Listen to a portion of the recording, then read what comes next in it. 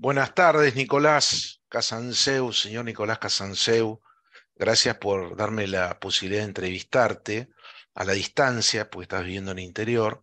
Sos un entrevistado que hace mucho quiero escuchar, uno de los guerreros que más combatió la posguerra con su pluma y muy solo para mi gusto, y con la verdad, ¿no? Y con la mirada de alguien que estuvo hasta el final y que sufrió muchísimo y que tuvo un deber muy importante que era comunicar lo que estaba ocurriendo y que sufrió por dar su mensaje como muchos han sufrido. Bueno, Nico, gracias por estar. ¿Cómo estás hoy? Muy bien, un gusto estar con vos, Javier, y un honor también. Gracias, Nico. ¿Quién es Nicolás Casanseu antes de la guerra? ¿Cómo llega Nicolás a la guerra? Antes de la guerra yo trabajaba en un canal de televisión, en prime time, noticiero de ATC, hacíamos 30 puntos de rating. Wow. Con la guerra eso subió a 45 puntos de rating. ¿Qué edad tenías, Nico? Tenía 33, cumplí 34 en Malvinas y me Wow. hicieron una cena con lo poco que había, gente de Fuerza Aérea, y el mejor regalo de mi vida, no superado hasta el día de hoy: un par de medias de lana. Mirá, qué providenciales, ¿no? Yo me acuerdo, soy un poco menor que vos, pero yo estaba en el colegio y me acuerdo que eras un periodista que ya tenía un prestigio enorme, dominaba varios idiomas, con una pinta bárbara, y creo que además habías tenido experiencia como corresponsal de guerra antes, ¿no? Sí, en realidad técnicamente sería experiencia en zona hostil, porque la definición de la Convención de Ginebra y otras convenciones que hay sobre el tema califica al corresponsal de guerra como aquel que participa del esfuerzo bélico de su país y por lo tanto está Ah, subordinado a las tropas de ese país. ok, Todo lo demás es corresponsal en zona hostil. bárbaro. O sea, vos ya habías sufrido lo que era estar en una zona peligrosa, bélica, con riesgo de vida, con inclemencias de todo tipo y con carencias, ¿no? Sufrido es una manera quizás no exacta de definirlo en mi caso. A mí me gustaba ese tipo de cobertura, por más que no suene demasiado políticamente correcto, pero es porque en las situaciones extremas se ve lo mejor y lo peor del ser humano, Sí. se caen todas las caretas y es apasionante observar eso. Bueno, evidentemente te gustaba la adrenalina. Y bueno, terminás en Malvinas y te llegan te mandan a cubrir esto que empezaba, ¿no? Después del 2 de abril. ¿Cómo llegás ahí? Providencia divina, y esto no es una exageración, porque yo ni siquiera estaba en Canal 7. Yo me había ido a Canal 7, estaba en Canal 11. Me había ido por desavenencias con el productor y días antes del 2 de abril, sin que yo sospechara nada, me llama, me tienta de que vuelva, cuánto querés ganar. Yo sin sospechar nada acepté y me dice, venite el 2 de abril para grabar tu promo de reingreso al noticiero. Wow, o sea que había alguien que sabía en ATC. Y era el productor que era amigo de Gómez Fuentes, que era amigo de Galtieri. Mirá, o sea Yo que le daba todo. no era tan secreto todo. Y para la Este, gente cercana a Galtieri, evidentemente que no. Pero ese 2 de abril me despierta Víctor Sueiro, alborozado, diciendo que hemos recuperado Malvinas. Yo estaba feliz como argentino y me quería matar porque yo estaba en mi casa en pantuflas, me lo había perdido. mirá, Voy de traje y corbata al noticiero y le pregunto al productor, La Rosa, ¿a quién mandaste? No, no mandé a nadie. ¿Cómo no mandaste a nadie? No, porque Gómez Fuentes tiene que conducir la batalla política, fulano tiene asma, Sutana es mujer. Digo, pero mandame a mí. Ah, bueno, andá, me dice. Claro, ahí me di mirá, cuenta que lo tenía fríamente calculado. Me había recontratado porque sabía que me gustaba ese tipo mirá. de cobertura y que además yo hablaba inglés. Así que de traje y corbata me fui para Comodoro Rivadavia. Vos sabés que mi madre, que es argentina, nosotros vivimos muchos años en Perú, mi padre era peruano, y la revista Caretas, que era un importante medio peruano, la contrató a mi madre para que cubra la guerra como corresponsal, inclusive le dieron su carnet, su credencial, y nunca la dejaron cruzar.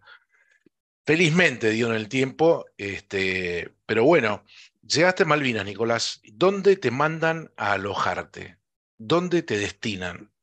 Ahí había un solo lugar que seguía abierto, un hotel, que había que pagarlo, por supuesto, no había problema con eso, el canal me lo pagaba, que se llamaba Upland Goose. Y ahí Sí. había una fauna muy variada la que paraba ahí. Había agentes de inteligencia, Ah, había pilotos navales, bastantes curas, había un par de médicos que no sé cómo civiles habían logrado entrar y quedarse allí, y eran veladas a la noche porque el día es muy corto en Malvinas, muy interesantes se puede decir porque era un núcleo especial de gente. Por ejemplo, el padre Renaudier de Paulis recitaba la chanson du Roland, la canción de Rolando en francés. Un lujo. Mirá, sí, gente muy calificada, ¿no? Y distinta. Era gente muy interesante. Vos no has escrito nada todavía de eso, ¿no?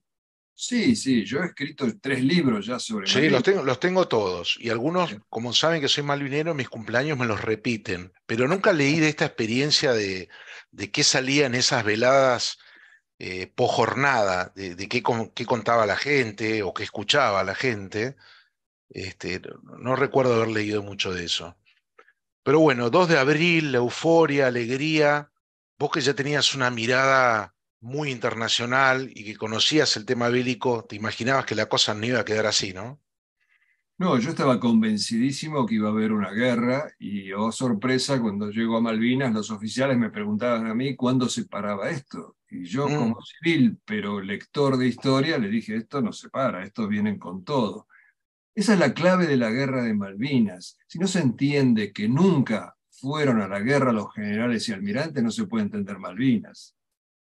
Bueno, yo recuerdo haber leído de un general ya mayor, creo que era Leal, uno que era antártico, no me acuerdo el apellido, que pidió que lo pusieran en un avión, que lo cargaran de explosivos y que él se iba a tirar contra un barco porque a Malvinas le faltaba la sangre de un general, ¿no? No sé si lo No era, leíste no eso. era, no era Leal, sí, era el otro antártico más famoso. Sí. Sí, el expedicionario. A mí ya estoy mayor y se me empiezan a cruzar los nombres. Pero Bien. bueno, te instalaste ahí, estabas con esta gente, salías a recorrer, tenías un cartel de prensa. Yo te he visto con un suéter muy canchero, pero nunca con un casco que diga prensa, como si la cosa se fuera a complicar para que a vos no te dispararan, por ejemplo, ¿no? No solo no teníamos casco, bueno, podríamos haber pedido un casco, pero lo que pasa es que mi camarógrafo, Alfredo Lamela, que era un tipo muy valiente, le molestaba, una vez que se probó el casco, al principio le molestaba porque al tener la cámara en el hombro, el casco te molesta. Entonces él no se ponía Ah, casco y como él no se ponía casco, yo tampoco me puse un ah, casco. ok. Y Pero, tampoco tenía ninguna credencial porque yo era periodista, no había hecho el cursillo, vaya a saber en qué consistía, de corresponsal de guerra que existía, pero después a las postres se reveló que ese mote o calificación de corresponsal de guerra con carnet y todo servía para ir a tomar café al edificio Libertador, el edificio Libertad y no mucho más, porque ninguno de los mm, corresponsales de guerra con diploma, con credencial, quiso quedarse en Malvinas. mira, no estabas armado, Nicolás.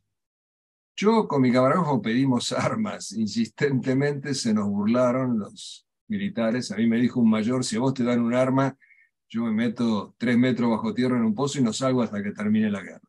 Muy Bueno, gracioso. sí, yo sí he escuchado de veteranos, sabes que yo ando mucho, alterno mucho el mundo de los veteranos, que tenías un espíritu combativo que estabas dispuesto a pelear. Más allá de ese tiro de cañón que hiciste, estoy seguro de que si te hubieran dado ese FAL o esa arma que pedías, te hubieras prendido en alguna. Así que menos mal que no te lo dieron, porque si no, ¿quién nos iba a contar de esto, no? Sí, de hecho me acuerdo, estábamos con un soldado de comunicaciones, había un raid de Harry, les pedí que me prestara el FAL, me dijo, no, ¿qué te voy a prestar? Yo le voy a tirar. Carlos Sirkovic, probablemente lo conozcas. Lo he escuchado de nombre. Mirá, tus días enteros pasaban en Puerto Argentino, vos te trasladabas a Darwin, te ibas a otros lugares. ¿Cómo era tu vida como periodista ahí? Yo trataba de moverme todo lo que pudiera fuera de Puerto Argentino. Tenía muchas trabas para eso, sobre todo de parte del oficial del ejército que me pusieron de censor, Mm, dificultaba mucho movimientos. De todas maneras, logré ir varias veces a Darwin, estuve en Bahía Elefantes, estuve en la Isla Borbón, pero tenía este problema con este oficial que trataba de atarme de pies y manos y Era un encontré la preceptor, solución. digamos. Era como un preceptor que medía tus pasos, te controlaba. Censor sería la palabra Ok, exacta. ok. Pero le encontré una vuelta y era irme a la base aérea, que no era jurisdicción de ejército, él no iba, y Ah, tenía las imágenes que buscaba que eran de acción, porque el aeropuerto era bombardeado 3 y 4 veces por día. permanentemente, claro. Y vos, en ese afán de que te censaba este señor, que obviamente recibía órdenes, ¿cómo interpretabas eso? Que no querían que se supiera la verdad, que era por cautela o para que la información no fluyera. ¿Cómo lo vivías eso? ¿Lo tomabas personal? Honestamente, honestamente yo creo que primaba la estupidez, lisa y llana, Mm, porque yo primero y principal no iba a filmar ningún secreto militar. Segundo, si yo filmaba por casualidad algo que pudiera poner en peligro la seguridad de nuestros hombres, bueno, lo quitarían porque había mm, varias clases de censura después de Malvinas. Pero han liquidado mi material entre un 90 y un 95%, no solo no lo han mostrado, sino que lo han destruido sin realmente mucha lógica. Es quizás porque no era funcional a la propaganda triunfalista del momento, mm. pero básicamente yo creo que por estupidez humana, porque Ahí, no había ningún secreto militar. claro, uno de los videos tuyos que a mí más me emociona y que tuve la suerte luego de conocerlo en Patricios es cuando vos entrevistás a un suboficial que le pregunta cómo está el ánimo y él te termina diciendo, ¿cómo vamos a estar, Nicolás, si somos los soldados de San Martín y acá estamos para pelear y él está con sus hombres, que ahora no me sale el apellido, pero lo conocí en Patricios hace 2 años, que el tipo terminó haciendo un paralelismo en la historia y es emocionante la arenga. Está en YouTube ese video. Su oficial Sarasa, Sarasa, exactamente, Sarasa. Y cuando lo conocí hace 2 años en Patricios, le conté ese video y se emocionó fuerte, porque es un documento muy valioso para él y vos lograste preservarlo, ¿no? Y para todos nosotros, para que no nos cuenten o no tengamos que asumir la información que nos dan, sino de un video de una persona que contó cómo estaba esperando a los ingleses. Acá lo estamos esperando con un clima de orgullo por participar de la historia, con mucho coraje, con los conscriptos que están entusiasmados. Y un poco, viste, yo siempre me enojo con esa foto del subteniente Aliaga que lo muestran como si fuera un pobre soldado conscripto, abusado por sus jefes y golpeado, y la gente no sabe que es un oficial que peleó como un tigre y que está ahí hace 48 horas sin comer ni dormir y que quiere seguir peleando, ¿no? ¿Cómo se sí, puede claro, presentar?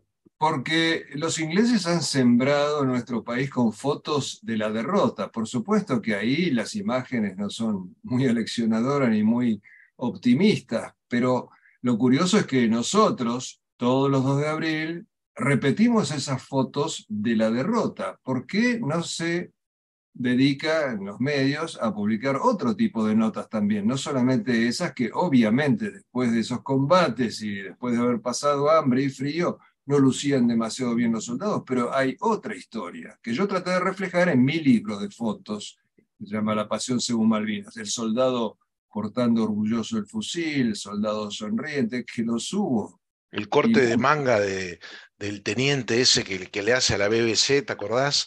Domínguez la Que creo. Domingo Lacreo, que además le pide a los soldados que levanten la cabeza, aún rendidos, dignos y gallardos, ¿no? Lo cual es emocionante. Vos, después de Malvinas, nunca más tuviste un programa al aire por canal abierto, por ejemplo, hablando de la guerra? ¿O solo has sido invitado a los programas? No, he hecho algunos documentales, pero un programa es mi sueño hacerlo y siempre he rebotado con mi propuesta.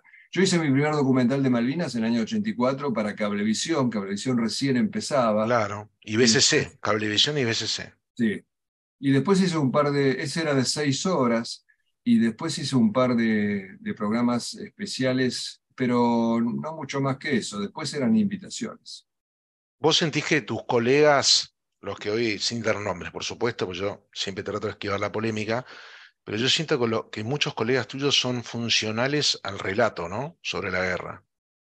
Es que lamentablemente en un 50% son ignorantes y en otro 50% quizás le temen a lo que ellos considerarían una apología de los militares, ¿no? Porque Mm, hablar bien de los militares está prohibido. claro, es esa mezcla que hacen, ese merengue donde meten todo en la misma olla y entonces hablar bien de la gesta de Malvinas sería ser funcionales a un proceso que vivió el país. Entiendo lo que me decís, va por ahí también, ¿no? Lo más triste es que de las generales de esta ley no escapan los académicos, los historiadores profesionales le han rajado y le siguen rajando el tema Malvinas. No hay trabajos académicos prácticamente, salvo raras excepciones, sobre la guerra de Malvinas, está virgen. Y yo creo que la explicación es esa, porque si con honestidad un académico se ocupa de la guerra de Malvinas, va a tener que reivindicar, aunque sea a una parte de la Fuerza Armada, la que combatió con honor y con valor. Y ahí le van a caer encima los progres que Mm, dominan el CONICET y tantos otros organismos y claro. pueden arruinar la carrera.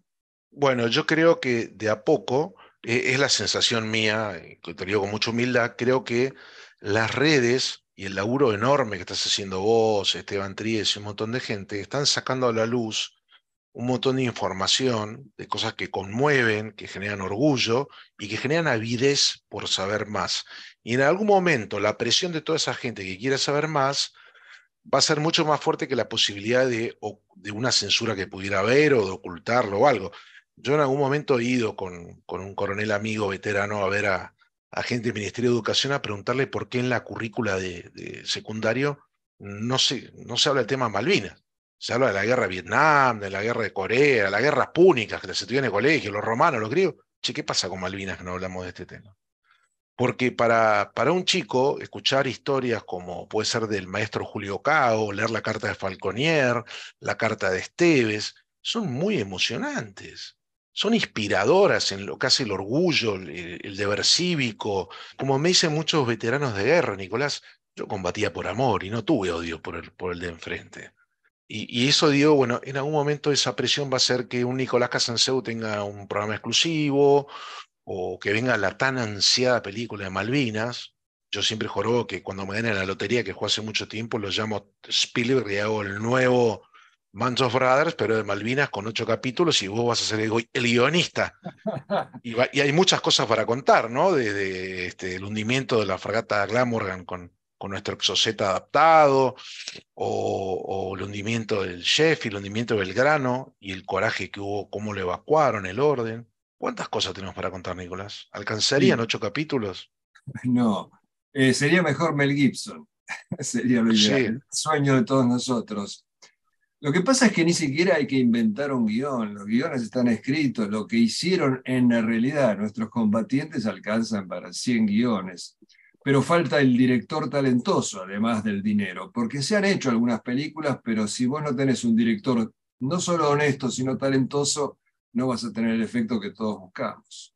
sí, yo recuerdo haber estado con vos en Mar del Plata, fortuitamente en el estreno de una película, no la nombremos porque creo que hubo buena intención y no salió como querían ese efecto. La temática sigue siendo el joven que vuelve de la guerra y le cuesta conseguir trabajo y la víctima. Y no narran, si bien hubo un esfuerzo, después no sé qué pasó, no narran estos episodios que generan épica. Vos viste que Estados Unidos no hizo más películas de Vietnam.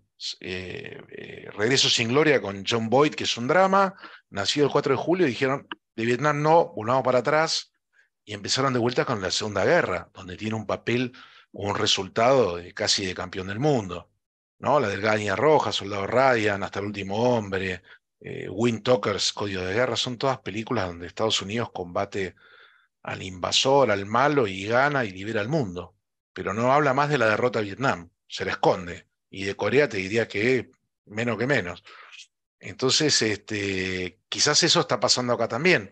Lo hablaba con Bourdieu, que trabaja en estrés postraumático, el fenómeno de Rambo, que les enrostró en la cara a los americanos el maltrato que reciben los veteranos de guerra en Estados Unidos, de Vietnam.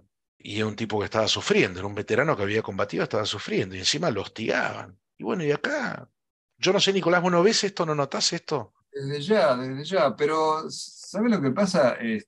Así a Rambo lo hayan tratado un poco mal, no hay punto de comparación con lo que pasó acá y sigue pasando en la Argentina, porque por empezar, en Estados Unidos hay no un hospital de veteranos, una red de hospitales. Sí, claro. Y un héroe de la guerra, por ejemplo, un Eh, equivalente a Baruso, el que recibe la sí, máxima condecoración al valor en combate, Sí. Primero lo sacan del frente. Ese hombre no debe morir, debe ser un ejemplo Y viviente. lo mandan a vender bonos.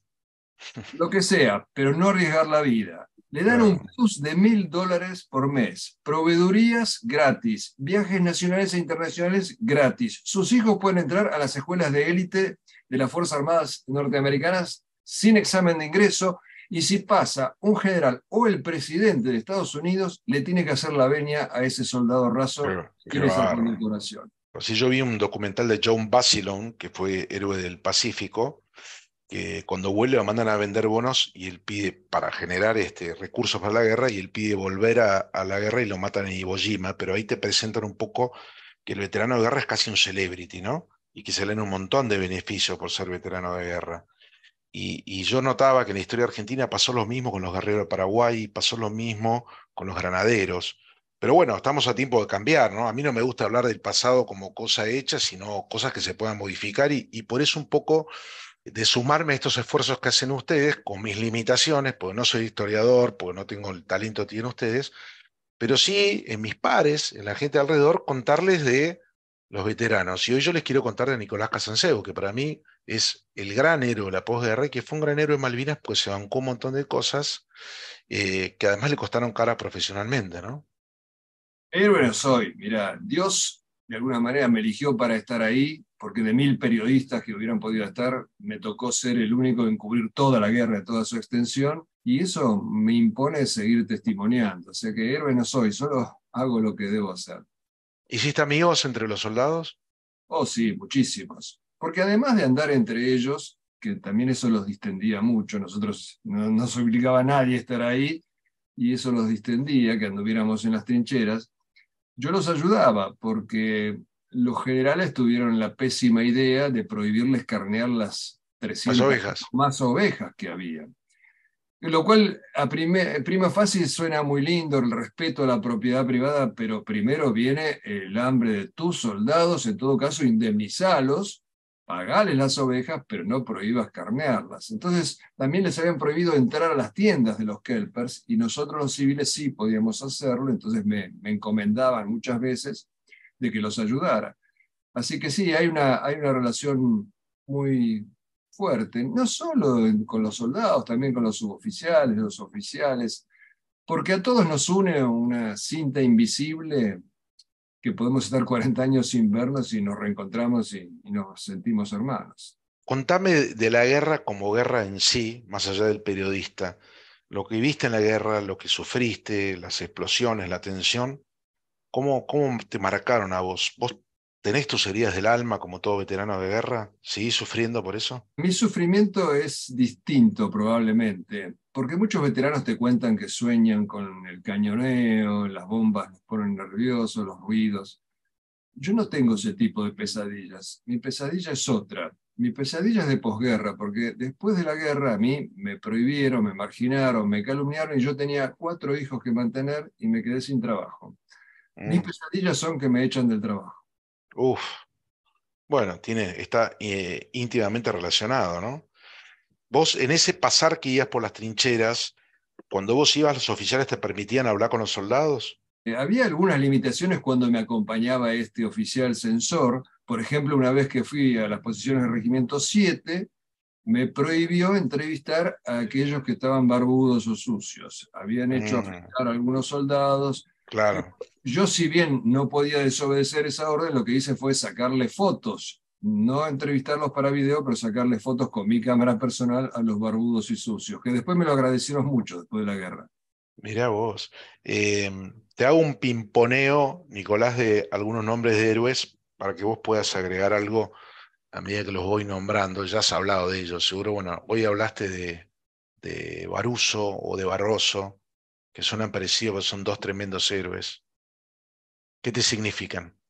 Justamente los arquetipos en los cuales deberían inspirarse los argentinos. Y también una prueba de lo injustos que somos con esos arquetipos, porque prácticamente no los conoce la población. Con héroes que elevan la vara se puede elevar a la población, por eso es tan necesario conocer lo que hicieron estos hombres. Claro, son referentes. ¿Lo conociste a Mario Perro Cisneros? Sí, inclusive le saqué fotos, Ah, mirá, 3 fotos están en mis libros. También lo escuché cantar, cantaba haciéndole honor a su nombre, era un perro cantando, mirá. pobre, pero Sí, le tocaba la encantaba. guitarra, ¿no? Ahí en la halconera. Sí, un tipo áspero, ¿eh? No, no era un Sí, sí. tipo, no, digamos, dulce. No, Para bueno, decirlo así. muchas personas se refieren a él como uno de los mejores soldados que habían y que generaba así un respeto enorme. Y me imagino la impresión que habrá causado que muriera tan rápido, pobre sin prácticamente por defenderse o combatir, ¿no? Sí, pero lo valioso es que él eligió llevar la ametralladora, que siempre va a ser el primer blanco del enemigo. Sabía lo que estaba expuesto. Sí, además dejó esas anotaciones que son también para inspirar a las generaciones jóvenes, ¿no? Yo no Creo, me rindo, después de muerto hablemos. y había donado parte de su sueldo, que tampoco era mucho, para la causa. Tremendo. El otro día estuve con el Rana Ranieri, que vos me inspiraste en invitarlo a charlar, que la entrevista que le hiciste me pareció espectacular, y él estaba cerca en ese combate de, bueno, también de Visoso Pose y de pobre de Mario Perro Cisneros, que además es un tipo que dejó en su paso por el Perú, que creo que estuvo en la escuela de comandos en Chorrillos, dejó una imagen altísima de lo que era un oficial argentino, ¿no? De su preparación, de su seriedad. ¿Qué te viene a la cabeza cuando te hablo del Toto Esteves? Y arquetipo de arquetipos. Realmente no hay palabras de admiración suficientes para hablar de este hombre que ha dejado, yo creo, el legado mayor, no solo con su muerte heroica en combate, no solo por la manera en que entrenó a sus hombres, tuvo 2 meses nada más para hacerlo, sino sobre todo esa carta magistral al padre, que debería ser lectura obligatoria en todas las Sí, escuelas. sí, que lo hemos pedido. Vos es que me decía Gómez Centurión que Esteves no era un dotado físico, pero que tenía una voluntad de hierro, que esa voluntad es la que lo lleva después de tener 2 paros cardíacos y de que lo salven a completar su curso de comandos, a pasar las pruebas de nado que eran muy exigentes, las pruebas del entrenamiento a lo que estaban dispuestos los voluntarios a hacer curso de comandos, y que en la guerra fue un ejemplo tremendo, ¿no? ¿Vos lo pudiste conocer a él? Vos sabés que aparentemente no, pero puede ser que sí, porque pasó lo siguiente. Yo fui a Darwin cuando no era famoso ni Esteves ni nadie, hablé con varios de ahí. Cuando se producen los primeros combates, yo mando al continente 7 rollos de fotos, entre otras las de Darwin. Mm, Y hay gente que me dijo que yo había sacado fotos a Esteves. Mi otra gran herida es que esos 7 rollos de fotos fueron confiscados y probablemente destruidos, porque si los hubieran vendido, hubieran aflorado en algún lado y nunca más afloraron. Así que no estoy seguro si realmente le saqué fotos a Esteves o no. Algunos me han dicho que sí. ¿Estuviste en Darwin antes de los combates o durante los combates pasaste por ahí? No, yo estuve antes de los combates y cuando se acercaban los ingleses a la posición, le pedí a Menéndez ir en helicóptero con las tropas y se rió, le dio risa. La actitud era terrible, era como que estaban empeñados en que yo no hiciera mi trabajo. Y te cuento una anécdota. Yo andaba molestando a todo el mundo, quería subirme a todos los helicópteros, entre otros, por supuesto, con los comandos. Y le pedí a Mario Castañeto, jefe de la compañía Eh, 701, digo, llévame en una misión de tus comandos. Y me contestó lo que me costaban todos, yo te llevo, pero pedirle permiso a Menéndez. Y Menéndez obviamente no me dio permiso. Después de la guerra, Mario me dice, ¿sabes qué? Lamento mucho no haberte llevado y haberte dicho que vayas a preguntar. Te hubiera llevado y hubiéramos tenido fotos, filmaciones, que ahora no tenemos. Mirá, Estados Unidos tiene una película, no sé si la viste, Cinco directores, creo que se llama, de cuando contrata para armar la propaganda, manda a sus mejores directores de cine a distintos puntos de los escenarios bélicos, ¿no? Que va, creo que, ya no me acuerdo los nombres, pero van los mejores directores que había en ese momento. Y estuvieron ahí, en la primera línea. Digo, qué oportunidad hubiera sido que vos pudieras retratar o narrar un combate en primera línea, ¿no? Me parece que hubiera sido maravilloso. Sí, lamentablemente siempre se interponía la voluntad de Menéndez en contra. Yo vivía preguntándole al jefe de la base aérea cuándo iba a ser el primer ataque inglés. Y el 30 de abril, el comodoro Destri me dice, mañana. Bueno, ¿me puedo quedar en la base aérea? Sí, no hay problema, te acobachamos acá con los artilleros, pero pedile permiso a Menéndez. Y Menéndez no me dio el permiso. Fue una máquina de impedir en todo sentido, pero eso no es tan grave. Lo grave es que nunca realmente quiso hacer la guerra. Fue una pasividad pasmosa. Pero acá te hago una pregunta charlando con veteranos me surge la duda. Pues ya te he escuchado hablar de Menéndez y tenés tu mirada que la respeto, yo no soy nadie para opinar. Pero hay quien me dice que Menéndez era el general que en Malvinas se ocupaba de la parte de los pobladores, la parte administrativa, y que no era el que planteaba la guerra, que esos eran Parada y Joffre, o García. ¿Cómo Eso lo ves a eso? es una excusa falsa para salvarlo a Menéndez. Menéndez era el jefe de la guarnición Malvinas, además de gobernador militar. Y de Ok. hecho él mismo lo reconoce. Hay cartas de él donde él dice yo como jefe de la guarnición Malvinas. No hay excusa para Menéndez. ¿Y por qué crees que él no quiso combatir más? Si era un tipo que tenía unos antecedentes bárbaros, ¿no? Es una gran pregunta. Traidor, pusilánime, cobarde. Vaya a saber uno, ¿no es cierto? Hay que entrar en el alma de él. Pero vos sabés qué pasó con otros. Yo no sé si será la edad, quizás es un factor, pero por ejemplo el general Parada. General Parada era jefe de la guarnición de Darwin y cuando le dijeron, señor general, está el helicóptero para ir a ponerse al frente de sus tropas, dijo, no, yo voy a conducir desde acá por teléfono. El general Parada era jefe de las tropas que la estaban pasando re mal en la Gran Malvinas, fue una sola vez, se bajó, vio que alguien estaba asando una oveja, metió 10 días de arresto al que lo hacía y se volvió sin esperar al jefe de regimiento. Y Donde murieron 3 soldados por inanición. yo estuve preguntando, ¿cómo es esto?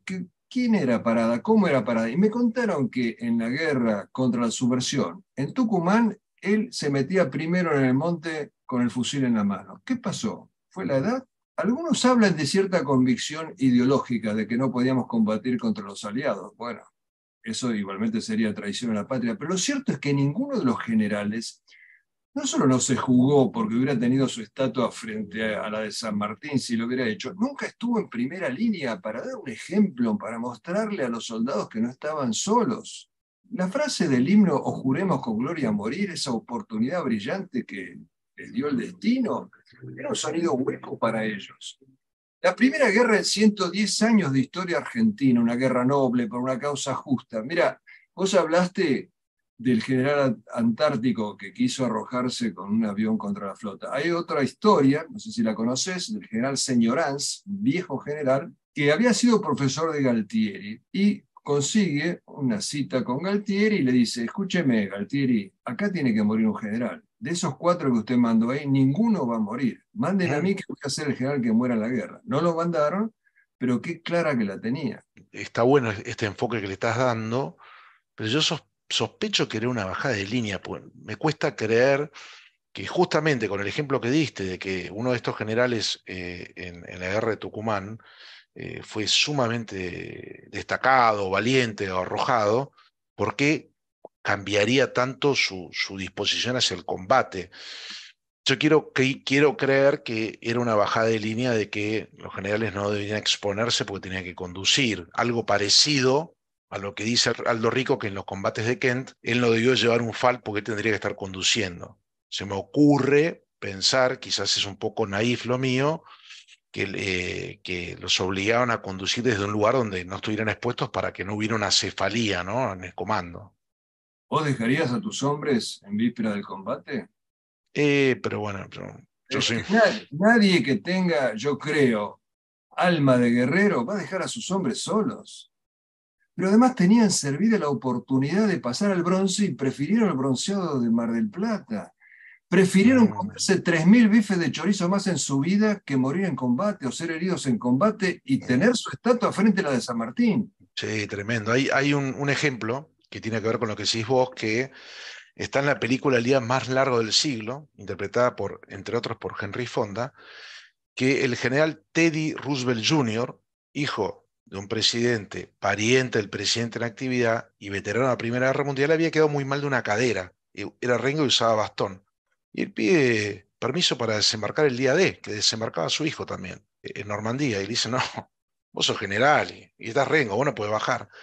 Y el tipo baja y hay una imagen de él con una pistola en la mano, su 45, su pistola reglamentaria, su casco, me parece que usaba anteojos también, no estoy seguro, y en la otra mano el bastón, y él conduce, inclusive en un momento que ellos están aferrados, que no tienen por dónde pasar, él dirige para una vía de escape y bueno, recibe la medalla de honor. Al mes muere de un infarto en el Teatro de Operaciones de Europa. Pero esa imagen por un soldado que está yendo en una lancha de desembarco con un general al lado, Rengo, dispuesto a cagarse a palos, hablando mal y pronto, yo creo que transmite un montón. A mí me gustan mucho las imágenes y esa creo que es una imagen muy fuerte, ¿viste? Y como dicen algunos veteranos, la guerra la dirigen los generales y la pelean los oficiales, los subtenientes y los soldados, ¿no?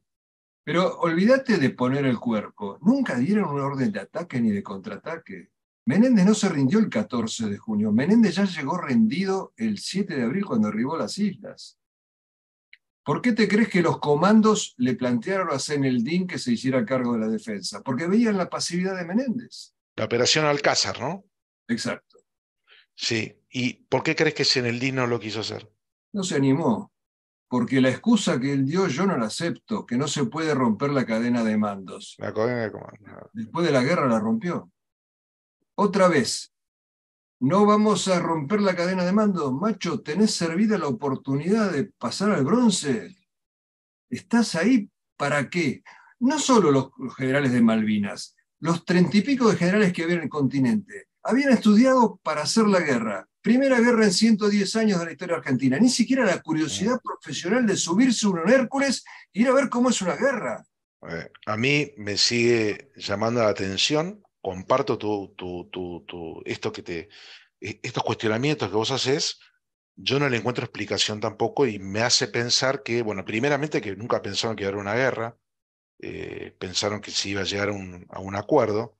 Uno de los actores que buscaba el acuerdo era un amigo de mi padre, Belaúnde Terry, que tenían un plan para llegar a una mediación exitosa y decorosa para los dos lados. Yo creo que nunca pensaron que iban a llegar a la guerra. Y llegada a la guerra creo que, no sé qué les pasó, pero no quisiera perder tu precioso tiempo que sigámonos preguntando qué pasó. Me encantaría que hablemos de gente que sí, que fue extraordinaria, ¿no? El Sapo Silva, ¿lo conociste, el Sapo Silva?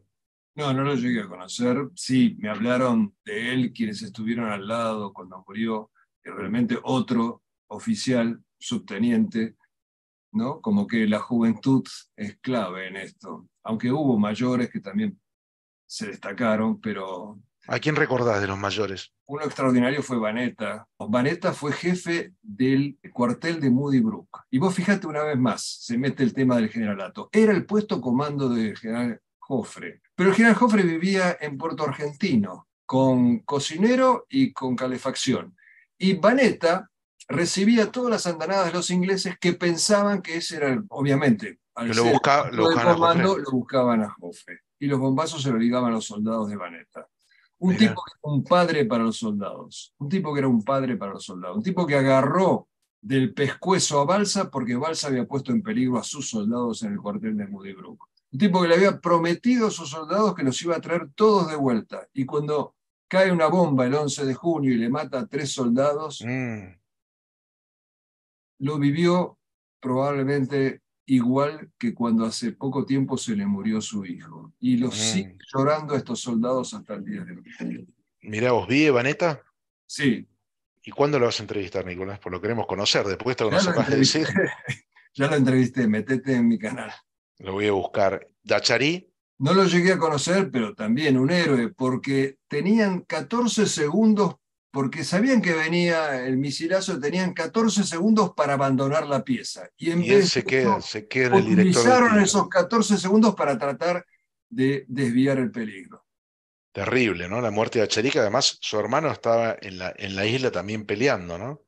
Sí, los 4 hombres Este, que ahí murieron se quedaron para pelear cuando podían haber abandonado el lugar. hace poco entrevisté a gente que estuvo con él y él sabía que si se quedaba en el director de tiro, esa era su suerte y se la bancó, ¿no? Y esa es, por eso me gusta entrar en estos relatos, porque debería estar la historia argentina teñida además de estos relatos que son las que enaltece el ideal del honor argentino, ¿no? Y no seguir hablando de la derrota, del miedo, del hambre, del frío que tanto mal le hace a muchísima gente. ¿Lo conociste a Jean-Pierre Pravas? No en Malvinas. Sí escuché hablar de él, pero no en Malvinas. Hablaban con admiración de él. Sí, mucha gente señala que, yo lo conozco personalmente, que él, por ejemplo, y Cisneros eran de los mejores hombres que estaban ahí, y el tipo un fuera de serie también, ¿no? Y yo decís, pucha, ¿por qué no se conocen más estos casos de coraje, ¿no? Estamos llegando al final de la guerra y la cosa se empieza a poner ya fea. ¿Vos tenías la sensación de que perdíamos o tenías la ilusión del contraataque y de que íbamos a poder dar la vuelta? Yo veía, como todos, la pasividad de Menéndez. El día de mi cumpleaños, que te dije que me invitaron a comer, Que gente tiene de un par de medias. Argentina, había un Fuerza Aérea de Inteligencia, el Comodoro Mendiberri, y así como la pasé bien por el afecto que me brindaron, salí arrastrándome porque me dijeron casi con exactitud que Menéndez se iba a rendir y cuándo se iba a rendir. Ah, Nosotros eso ya se esperábamos. sabía. Era, por supuesto, supongo que más un cálculo basado en la observación que una información fidedigna. Menéndez no le debe haber anunciado a nadie que tenía decidido rendirse. Pero, por ejemplo, todos hablábamos de la pasividad de Menéndez hasta que el 25 de mayo se hace una formación y él hace una arenga poderosa. Y dijimos, bueno, se despertó Menéndez. Y después volvió a caer en el mismo sopor.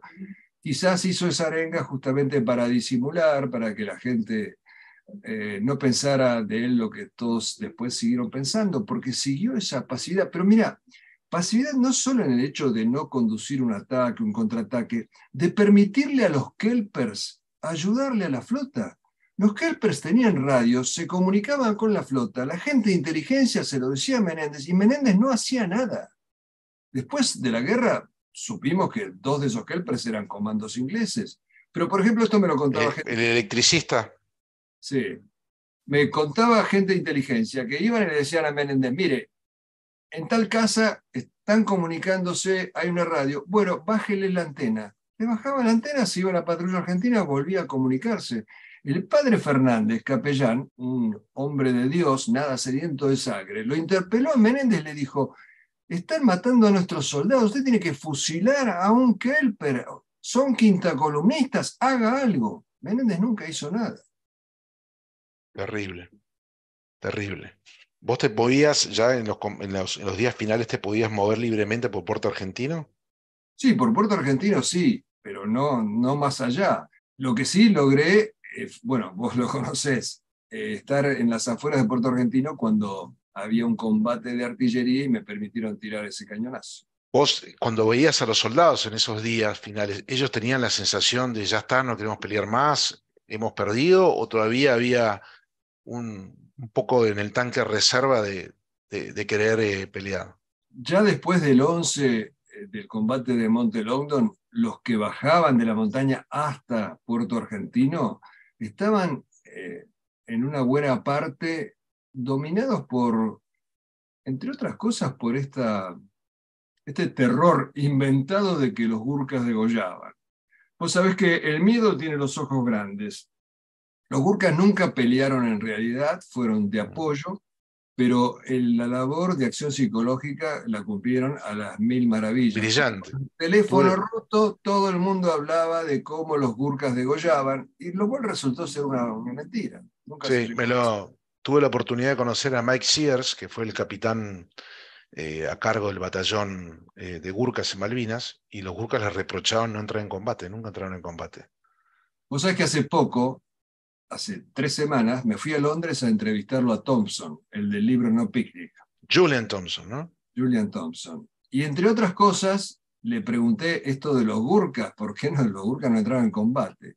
La respuesta fue, bueno, dirigida a un periodista argentino, por él no fue tan honesto como hubiera sido con un británico, pero me dijo, porque la guerra terminó antes. Pero el hecho es que él confirma que los gurkas nunca entraron en combate. Entonces vos ves una serie de inventos, por ejemplo, lamentablemente, Carlos Robacio, que dice que los gurkas morían como moscas. No hay caídos entre los gurkas, creo que hay uno solo. Sí, inclusive habían Gurkas que hablaban castellano, filipinos. me contaban el otro día. Yo creo que también, y es un tema que me parece medio delicado para charlar, porque hoy se está revisando todo lo que se dijo en su momento y hay cuestionamientos a aquel famoso soldado apostado en una MAC del Regimiento 6, cosas que de Robacio que también estarían de alguna manera sobredimensionadas. Yo me quedo con que con el coraje de Robacio, con que tenía gente preparada, que pelearon bien. Me parece que si hay sobredimensionamiento en algunas cosas, yo no gastaría energía de ir a desmentirlos. Hay algún coronel de doble apellido no, un teniente retirado, creo que soy abogado, no lo quiero nombrar para no exponerlo, que está cuestionando una medalla y pidiendo medallas para otros soldados. Yo no cuestionaría medallas. Me parece que sería más inteligente ir a pedir a otros que reclamar que el que condecorado no fue tan valiente como dicen.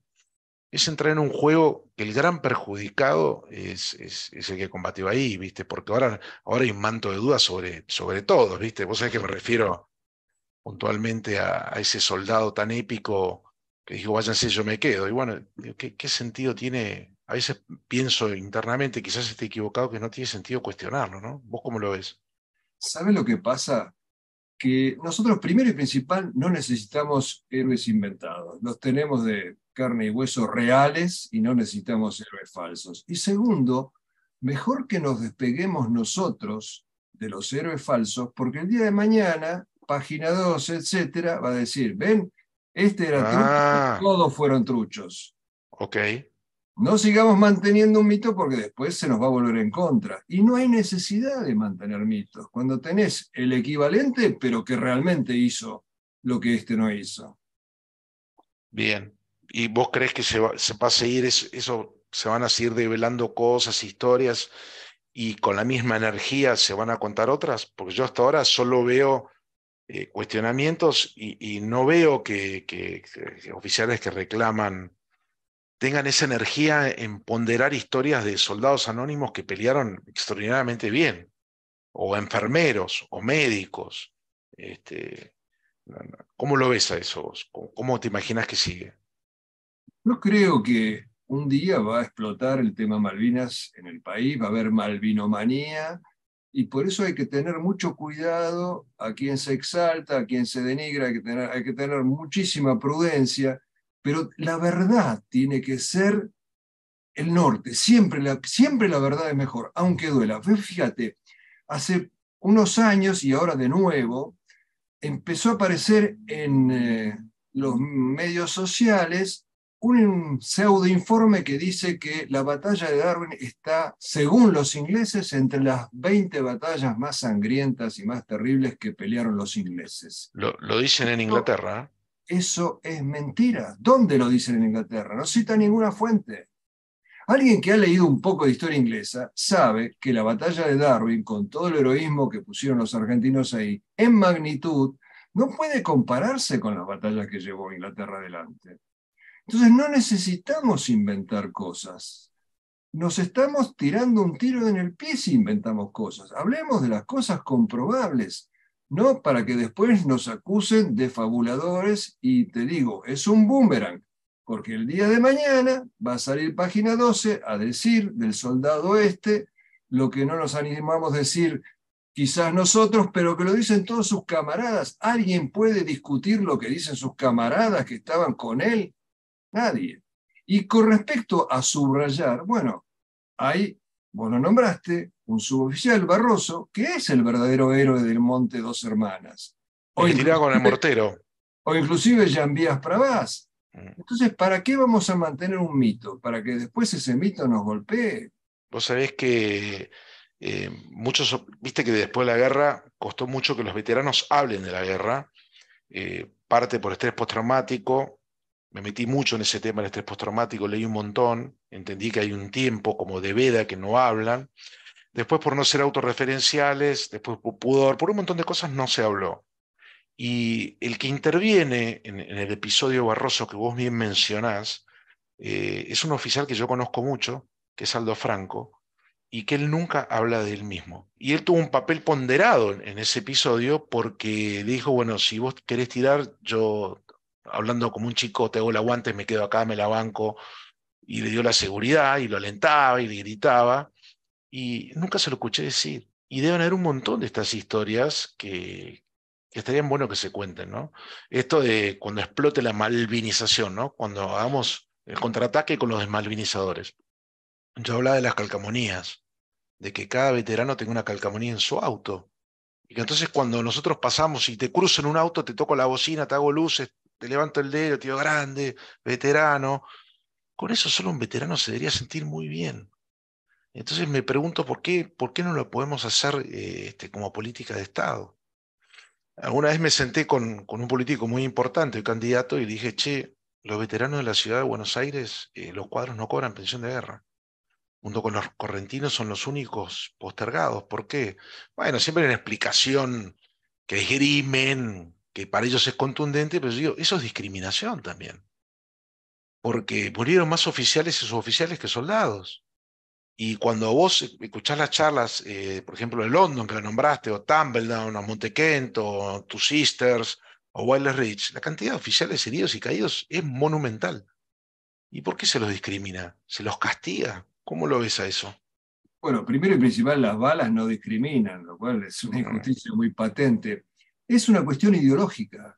El que ha implementado no la pensión, sino que para humillar a los veteranos de capital no le puso pensión, sino que le puso subsidio, fue Ibarra. O sea, la ideología está muy presente en esto. Y la discriminación además está también en la provincia del Chubut. Y mucho tiene que ver la cobardía de nuestros políticos, porque cada vez que en la provincia de Corrientes alguien trata de mover el proyecto, de equiparar, de reparar esta injusticia, hay un señor Galván que va y amenaza al diputado y el diputado da marcha atrás. La verdad es que Justo Corrientes que regó muy con su interesante. sangre Malvinas, ¿no? Corrientes que tiene a Baruso, que tiene al Cacha Arca. A Pelufo. ¿Vos podés creer que Carballo no cobra la pensión provincial? Uno de los haces de la aviación argentina no cobra la pensión provincial porque él nació en Capital, sirvió en Córdoba, vivió muchos años en Río Negro. Debería ser Córdoba, pero en Córdoba la ley es que vos tenés que estar 6 años seguidos viviendo en Córdoba. ¿Qué militar es destinado Ninguno, 6 años en un puesto? ninguno. Y es Carballo. Y hay otros pilotos, halcones que masacraron a la flota, no cobran esa pensión. No, no puedo creer lo que me estás contando.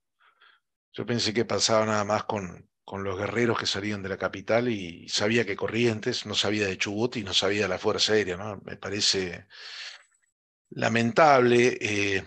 Quizás no tenemos una tradición guerrera en este último siglo tan fuerte como otros países que se levantan. Yo digo, si Malvinas hubiera tenido 30.000 muertos, por ahí la Argentina tendría otra identidad nacional, ¿no? No, Este, hablarían del genocidio de los generales que mandaron a morir a los pobres chicos. Acá la cuestión es ideológica y también que mm. no hay un patriota al frente del Poder Ejecutivo, porque falta patriotismo, falta amor al país. Hay una cuestión, visión ideológica que tapa todo lo demás. Ahora, qué fuerza tienen esos mentores con esa ideología? Porque este temor que vos señalás, este diagnóstico que das tan acertado, yo lo he vivido en los colegios de mis hijos cuando había cierto pudor hasta para poner el himno en las fichas patrias, y yo discutía, traigamos una banda, a la gente le gusta, no, banda no. Prácticamente los chicos no habían visto una banda, y el día que llevé una banda, un director me dijo, che, qué linda la banda, y le digo, 4 años te pedí que traigas la banda, no era tanto lío traerla, y la gente lloraba y se emocionaba. Claro, las bandas fueron creadas para darle coraje Claro, con su música. Yo me acuerdo cuando jugaba rugby, Nicolás, el bombo me ponía la piel de gallina. Yo me imagino a los soldados, las bandas, fueron creadas para eso. Y yo he visto a los padres y a los maestros llorar emocionados con las bandas. Entonces, ¿por qué hay ese miedo, ese pudor, esa vergüenza? Alguna vez me pasó con un amigo alemán, que los alemanes sufrieron mucha vergüenza después de la guerra y que no hablan de ese tema. Y yo veo como un paralelismo, ¿no? Que hablar de Malvinas hoy genera cierto pudor a algunos, creo que está cambiando, pero bueno, necesitamos que Nicolás estés mucho más activo de lo que estás y que nos cuentes más. ¿De quién te falta hablar, Nicolás? uy, de muchos. Porque además ahí viste figuritas difíciles que por ahí hablan en privado pero no quieren grabar, algunos tienen ese pudor, otros el estrés postraumático. Yo tengo uno que es un héroe y que es un amigo, y me dijo, no me pidas más porque me hace mal, me hace Upa. mal. Y sin entrevistarlo, vos podés hacer un programa y contar lo que fue. Sí, por supuesto, sí, pero no es lo mismo. Me tengo que concentrar en los que todavía están vivos, ¿no? Y Mm, ojalá Dios me dé larga vida para poder entrevistar a la mayor cantidad posible de gente, porque además se están yendo, no se sí. están muriendo, ¿no es O cierto? están perdiendo la memoria. Yo recién voy por la entrevista 12. Hoy sos mi entrevista 12. Y tengo dos o tres que se me están escapando y yo no los quiero presionar porque te vuelvo a decir, yo no soy nadie. Vos sos veterano de guerra, estuviste ahí, sos periodista. Yo soy un cuatro de copas. Pero la sensación que tengo es de modestia, de no ser autorreferenciales y que no hablan por eso. Me da la sensación. Por eso digo, bueno, por ahí a veces, vos que tenés ese conocimiento y en tu mente está el documento, lo que viste, por ahí no hay que esperar a la entrevista, sino contarlo y que esto genere una sensación tan linda de saber de alguien que los mismos nietos le digan, abuelo, ¿por qué no contás? Abuelo, ¿por qué no vas a programa?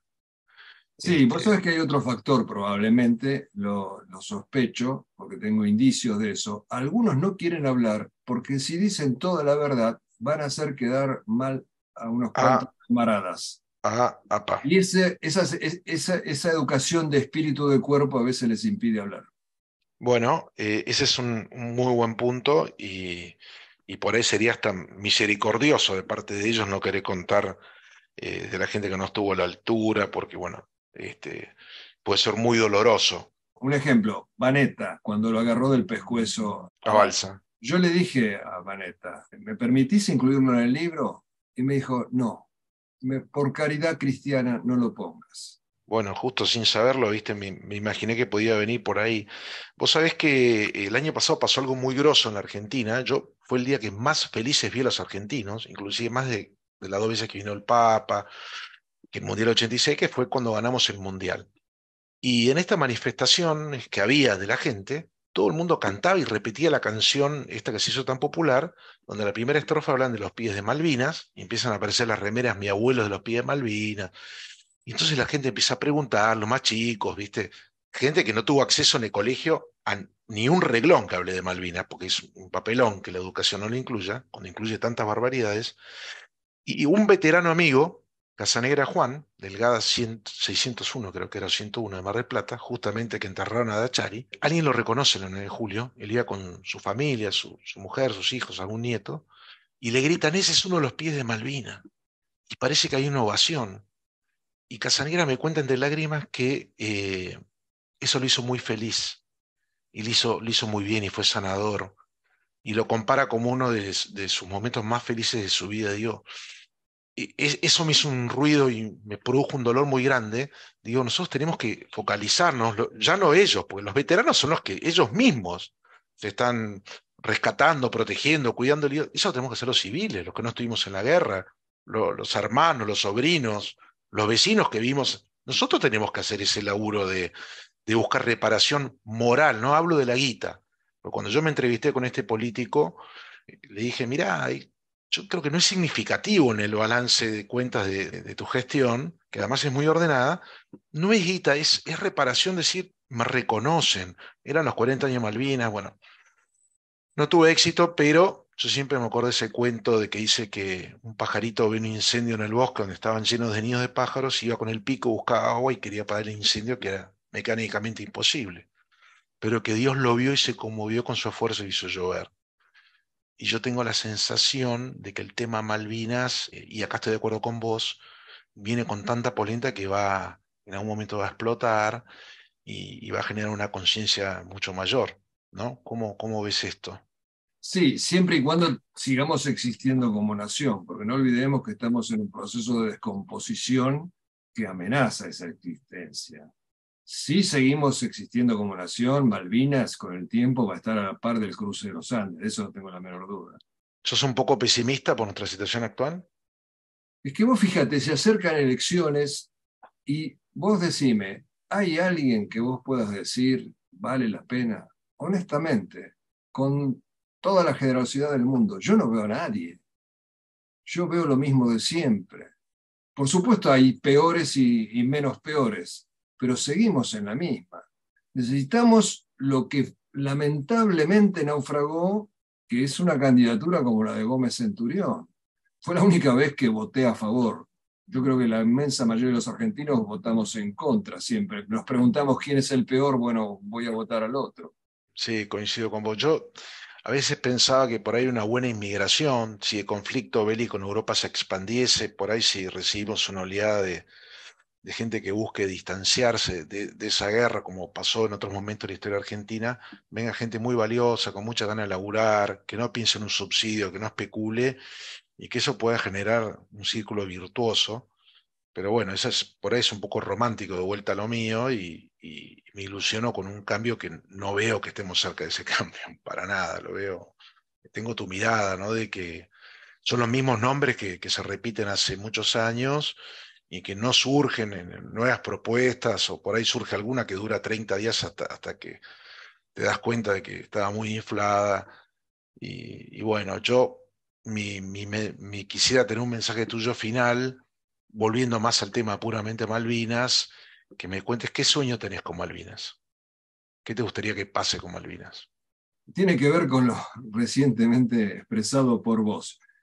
La única manera, me parece, de evitar que se termine como nación la Argentina es justamente apelando a los valores de Malvinas, a los valores eternos de los que hicieron gala nuestros combatientes, porque esos valores eternos como el amor, el coraje, la magnanimidad, todo eso no se puede transmitir con discursos, y menos discursos de políticos, solo con el ejemplo.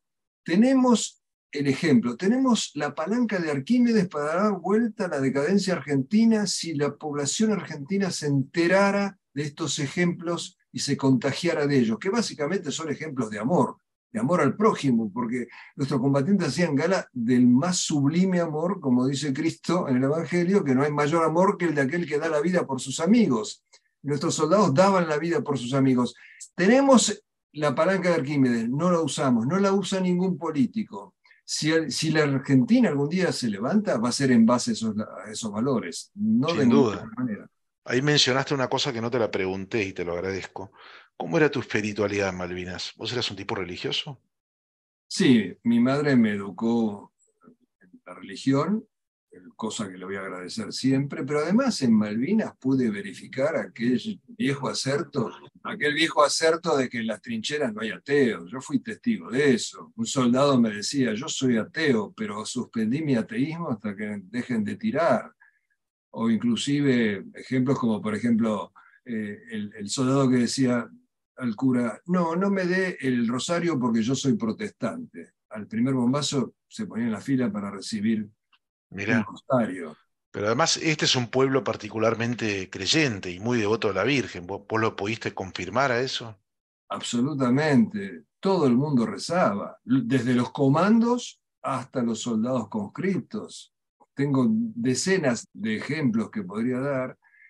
Y inclusive en uno de mis libros le dediqué un capítulo, se llama El escudo de la fe, decidí hablar de todo lo que era la fe en un capítulo y después leyendo el libro ya terminado me di cuenta que hablo de la fe en todos los capítulos, no solamente en ese. Mirá. Bueno, en todas mis entrevistas sale el tema de la espiritualidad, sale el tema la familia, en la educación, la mayoría de educación pública, ¿no? Pilares con los que se edificó esta gran nación. ¿Pudiste volver a Malvinas? ¿Quisiste? ¿No quisiste? ¿Te No, gustaría? no quise porque realmente que me sellen el pasaporte y sobre todo ver ondear la bandera inglesa. Yo tuve el privilegio de ver ondear la celeste y blanca y me quisiera morir con esa imagen. Bien, es una respuesta que me dan muchos veteranos y yo, en el fondo, y no quiero parecer atrevido, Nicolás, porque te respeto muchísimo, creo que ese es el título que en realidad encierra el temor a que sea tan doloroso volver a un lugar donde uno vio tanto sacrificio que pareciera que fue en vano, ¿no? Me parece que va por ahí también en algunos casos. No fue en vano de ninguna manera, yo no lo siento así. Yo iría para cumplir una misión, no para pasear. La verdad que si pudiera cumplir algún tipo de misión, ya sea periodística o de cualquier tipo, lo consideraría. pero si no, no. Yo no tengo esa necesidad. Yo entiendo y justifico a los que tienen la necesidad de ir, de cerrar un círculo. De ninguna manera los critico. Mi caso personal es este. Bueno, me estás dando una idea de que habría que generar un documental para que vuelvas. Yo tuve la oportunidad de ir en el 2012 con veterano del Regimiento 6 y con el doctor Stein, un sabio. Enrique Stein es un hombre de casi cercanos a los 80 largos, por ahí cerca de los 90, psiquiatra del Centro de Salud de las Fuerzas Armadas, un genio que se prendió en todas y subió a los montes donde peleaba el 6 a ver los lugares donde habían estado sus pacientes. Me impactó que en la subida a esos montes los pacientes entonaban la canción del infante argentino, llorando, con mucha dignidad, con mucho patriotismo, nada que ver con lo que me contaron, que los conscriptos que maldecían, no, nada que ver. Y en todas las dinámicas que cada noche había después de comer, no se hablaba ni de la muerte, ni del frío, ni del dolor.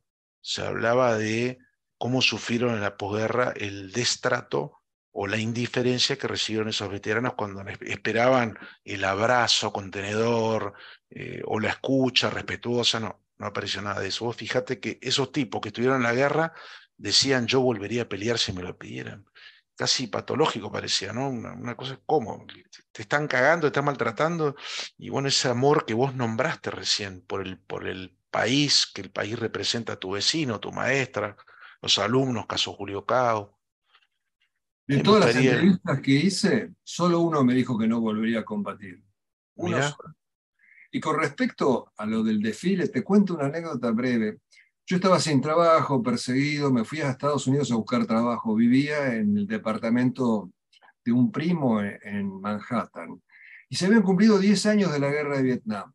Y se hizo un desfile de los veteranos de Vietnam, no para honrar a los que los mandaron a la guerra, sino para los que combatieron. Y se caían los balcones de los aplausos. Y yo ingenuo dije, bueno, pasaron 10 años de Vietnam, van a pasar 10 años de Malvinas y vamos a tener ese desfile. No lo hemos tenido todavía hoy, hasta el día de hoy. sí, me consta, en algún momento intercedí o traté de interceder inocentemente para lograr eso. Los veteranos se colaron en un desfile hace unos años donde cuando desfilaron frente al palco presidencial, las autoridades ya se habían retirado del campo de polo a ver las bandas invitadas. Fue, fue muy penoso, pero contrariamente a lo que la gente cree, yo he visto el respeto que le tiene el ciudadano de mi edad, que inclusive eran chicos cuando fue la guerra, al veterano de guerra.